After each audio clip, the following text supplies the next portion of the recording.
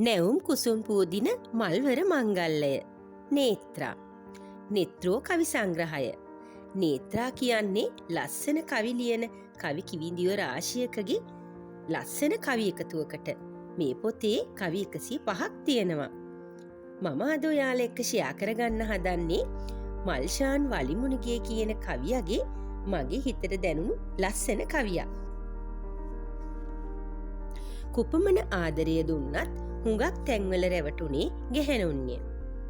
ගැහැණු හරි පව්බම් පපුව දුන්නෙම අයාල යන පිරිමි හිත්වලට.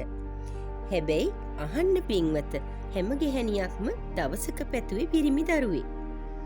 ප්‍රේමයෙන් කම්පිත වූ හදවත් අවංක ආදරයක් සැමතැන සෙව්වද හැබැයි හම්බ වුණාද? මිනිසුන් තිබහට දිය පොදක් හොයන්නෙම වැහි නැති කාන්තාරවල.